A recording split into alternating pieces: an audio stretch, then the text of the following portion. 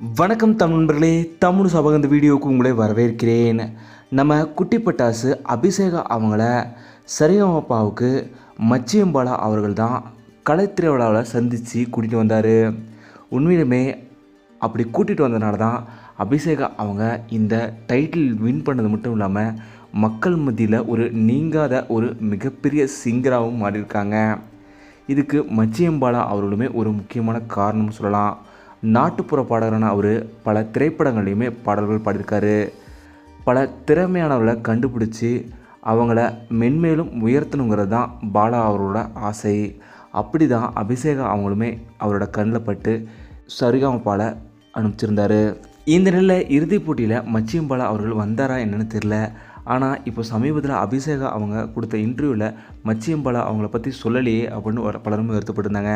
ஆனால் சமூக வலைதளத்தில் அவங்க வெற்றி பெற்றதுமே அபிஷேகா அவங்க மச்சியம்பாலா அண்ணாவுக்கு ரொம்பவும் நன்றின்னு சொல்லியிருந்தாங்க. மச்சியம்பாலா அவருமே ரொம்பவும் தன்னோட ப்ரௌட் மூமெண்ட்னு சொல்லி பதிவிட்டிருக்காரு. ரொம்ப ஹாப்பியான மூமெண்ட் தான்.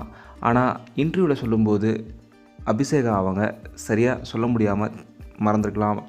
ஆனால் நிச்சயமாக அபிஷேகா அவங்க மிகப்பெரிய நன்றி உணர்வுகளோட தன்னோட சமூகத்தில் சொல்லியிருக்காங்க. அபிஷேகா மச்சியம்பாலா 2 பேருமே சேர்ந்து ஒரு மேடையில் நிச்சயமாக பாடலும் பாடுவாங்கன்றது தான் என்னோட மிகப்பெரிய ஆசையும் கனவும் கூட.